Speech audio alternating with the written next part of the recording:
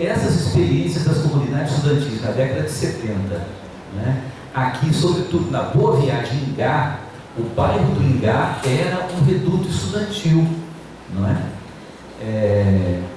Então, assim, acabou me aproximando muito do curso de História pela convivência nas repúblicas estudantis, mas porque o próprio curso de História funcionava ali, onde hoje é o IACS, na Lara Vilela, ou seja, exatamente a meio caminho entre a Boa Viagem e o Ingá. Então, aquilo ali era uma área de grande efervescência. E para culminar, eu morava na Casa do Estudante Fluminense, não sei se vocês conhecem, é um casarão que fica perto do Canto Rio ali, na esquina da rua Professor Hernani Melo, né?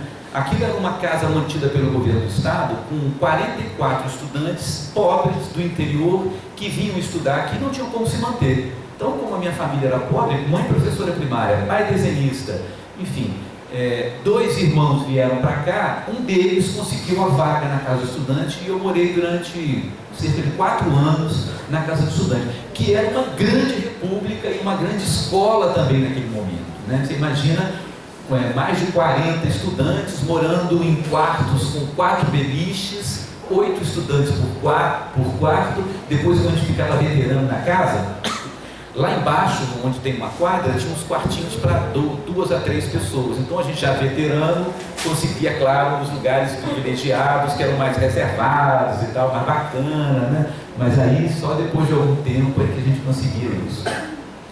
Enfim, nesse ambiente eu não tinha como não desencantar da engenharia. Eu desencantei da engenharia e me encantei pela história. Também porque a gente naquela época acreditava muito o seguinte, que a gente tinha que mudar o mundo. O mundo não podia continuar daquele jeito. E aí a gente começou então cada vez mais a se envolver, criar grupos de estudo. Aquela época dos livros que a gente não podia mostrar a capa. Eu me lembro do Estado e a Revolução do Lênin, por exemplo, na edição portuguesa, brochura assim, artesanal, né? E era encapado e ficava escondido debaixo do sofá. Os sofás antigos, não sei se ainda tem, tinha aquele negócio que a gente levantava, ficava sempre em algum lugar escondido, né? Então, assim, era uma experiência emocionante e não tinha como não se apaixonar pela história. Então, eu fui para a história pensando, talvez menos na continuidade da vida de professor, porque eu pulei uma parte depois eu volto, mas principalmente porque eu achava que a história ia ajudar a entender o mundo e, entendendo melhor, eu ia poder contribuir mais para transformar o mundo.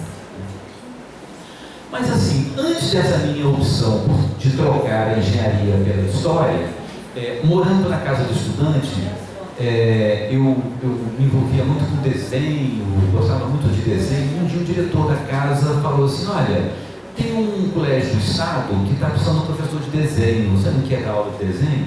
Eu tinha 18 anos, não tinha habilitação para nada, era um estudante de engenharia, cabelo grande e ideias curtas também não, né? Ideias alternativas. Cabelos longos e ideias alternativas. 18 anos, o diretor da casa perguntou se eu queria dar aula, eu falei que queria, né? E aí ele me encaminhou para o antigo colégio da Polícia Militar, né, que é o atual CEBRIC, Colégio Estadual Brigadeiro Castrioto, ali por trás da fábrica de Mineirinho, ponto sem réis. E ali eu comecei uma vida de professor, né, 18 anos, chegando na escola para trabalhar no antigo curso ginasial. A reforma estava começando a acontecer, passando para ensino de 1º grau, com alunos de 13, 14 anos, tem uma diferençazinha de 4 anos entre eu e meus alunos, não é? Então a gente criava uma identificação, jogando ping-pong na hora do intervalo, jogando bola, que o CEPRIC tinha do lado do campinho de futebol, jogando bola no campinho de futebol, jogando ping-pong, falando de música, falando de desenho, falando de arte, falando de cinema. Quer dizer, então era um ambiente que corria um pouco em paralelo com esse movimento das repúblicas estudantis, porque nessa época eu fui ensinar desenho na escola, né? Possivelmente a maioria de vocês aqui não lembra do tempo em que a escola tinha um jogo de esquadros, não é? Que tinha transferidor, que tinha compasso de giz, aquele que tem um prego na ponta e você, né? Enfim, eu era professor daquilo na escola e fui durante muitos anos, até que o desenho geométrico saiu do currículo e eu fui me tornando professor de matemática. E de matemática eu passei para ciências, para física, enfim, tudo nessa área que não era a área de história que eu fazia só para mudar o mundo. Professor mesmo eu era de desenho, matemática, ciência ciências e física. E aí fiquei no CEBRIC até o começo da década de 80, até final de 83, né? Enfim, e fui me descobrindo professor. Acho que esse é um dos equívocos, talvez, da nossa profissão, né? Porque eu não tinha formação nenhuma para ser professor ali, né? Era por intuição, né? Então, assim, é uma profissão que a gente às vezes confunde com tem algum talento, vai lá e faz, tem alguma inspiração, vai lá e faz, enfim, parece que não depende de formação, né? Eu acho que a gente precisa lutar contra essa imagem da profissão, porque eu acho que ela não contribui muito. É claro que a gente eventualmente vai ter muitos excelentes professores que podem não ter uma formação, mas isso não pode ser uma regra na profissão, não é? Eu acho que a gente tem que rever um pouco e ter alguns cuidados com isso, né? Mas aí o resultado é que aquela matrícula, aquele contrato temporário no antigo Colégio da Polícia Militar virou depois uma matrícula no Estado. A gente estava vivendo o período anterior à Constituição de 88 e só então os concursos públicos viraram a regra do acesso ao magistério público no Rio de Janeiro. Antes da Constituição não existia isso, não tinha concurso público. Então o que era um contrato em caráter precário virou um vínculo efetivo com o Estado. Então eu virei professor do Estado, mesmo sem ter a habilitação formal para ser professor daquilo que eu era. Bom, e aí comecei a viver experiências que iam diversificando o meu trabalho, porque além do colégio do CEBRIC, do Brigadeiro Castelioto, eu comecei a dar aula numa série de escolas aqui em Niterói. Por exemplo, lembro com grande carinho a minha experiência lá num coleginho em Itaipu. Quando a gente vai daqui para lá, assim que passa a entrada da Taquatiara, logo à frente à esquerda tinha um antigo ginásio Ataíde Barreiras. Era uma escola da SENEC, era a Campanha Nacional de Escolas da Comunidade, né? Escola que pagava um salário desse tamanho, atrasava, era uma dificuldade e tal, mas era um prazer imenso. Eu pegava o 38 aqui no RIC, né? E era uma aventura chegar lá, porque naquela época, região dos lagos, região oceânica naquela época, não tinha pista dupla, não sei quantos carros para lá, não, era uma estradinha só, uma mão para lá e outra para cá. Então se acontecesse algum problema na estradinha, parava tudo, né? Levava mais ou menos daqui do RIC até a escolinha, num trânsito bom, 50 minutos, né? Bons tempos. E era uma experiência maravilhosa. Eu fiquei naquela escola por mais uns 3 ou 4 anos, né? Há pouco tempo uma amiga estava dando aula na Serra de Petrópolis, numa escolinha que tem na Serra, e ela chamava os alunos dos meus indinhos. É um pouco essa sensação, assim, porque era uma escola muito distante de tudo, não existia isso que a gente vê hoje ali daquele movimento que tem na região oceânica, nada disso existia, né? A gente tinha, não existia essa conurbação que a gente vê hoje, né? Bom, então, Ataíde Barreiras, comecei a dar aula numa escola aqui no centro de Niterói, Instituto Dom Bosco, no Colégio Batista do Ingá. Comecei a multiplicar as minhas inserções nas escolas, e aí aos poucos, como eu já estava fazendo história, eu comecei em algumas escolas a conseguir trabalhar com história. Por exemplo, no Ataíde Barreiras, eu era professor de matemática, mas aí, depois de um certo tempo, um professor de história deixou a escola e eu assumi as turmas de história. Aí, aos poucos, eu ia me situando no trabalho com a história, né? Apareceu uma oportunidade em Rio Bonito, em Cachoeira de Macacu, e aí a gente corria de um lugar para outro, né?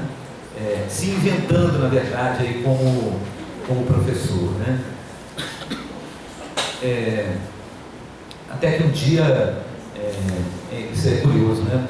Eu estava no ônibus 53, isso era meados do ano da graça de 83, eu estava no ônibus 53, aí encontrei um amigo, que era um antropólogo, é o Ricardo Lima, não sei se vocês conhecem o Ricardo é um antropólogo, acho que ele é da Funarte.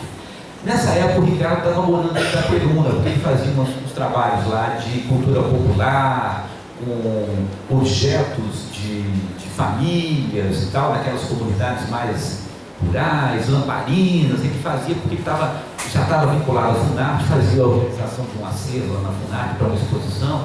Encontrei Ricardo dentro do 53, e aí eu conversando, ele falou: olha, Dadinho, meu nome de guerra, né? Dadinho, eu estou voltando para Niterói, porque eu estou encerrando esse trabalho, então eu estou voltando. Agora, eu sou professor lá na Faculdade de Filosofia de Itaperuna, estou duas disciplinas lá, Antropologia e Cultura Brasileira. Antropologia no curso de Ciências Sociais e Cultura Brasileira no curso de Letras.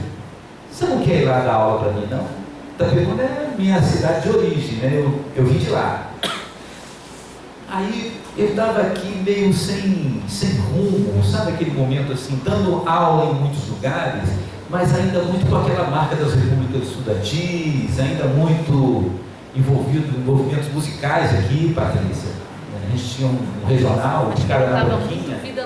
E assim, fazendo poesia, e isso, aqui no centro, de vez em quando, tinha um amigo que tinha uma caminhonetezinha, botava um som, a gente falava poesia ali na São Pedro, naquele horário de rush ali e tal. Aí estava um pouco sem horizonte. Essa proposta do Ricardo eu achei tentadora. E aí topei, e final de 83, já tinha 3 filhos. 3 filhos. Claro que essa foi uma razão fortíssima para a decisão também, né? Tá, de repente apareceram 3 filhos. De repente, essa parte eu pulei. Enfim, eu fui para Itaperuna e lá assumi minha primeira experiência no ensino superior, uma experiência encantadora. Professor de antropologia, professor de cultura brasileira, com turmas de letras, isso era um encantamento, né? Então, assim, comecei o trabalho lá e aí as coisas foram acontecendo. Eu levei a minha matrícula do estado para lá, lá eu comecei entrei na rede NV1, que era na época uma rede de escolas assim, muito significativa e tal, era muito forte na época, o NV1, como professor de geografia. Quer dizer, então, mais uma para a coleção das disciplinas. Comecei como professor de geografia, a NV1 tinha todo aquele trabalho apostilado e tal. Então, enfim, diversifiquei esse trabalho em meados da década de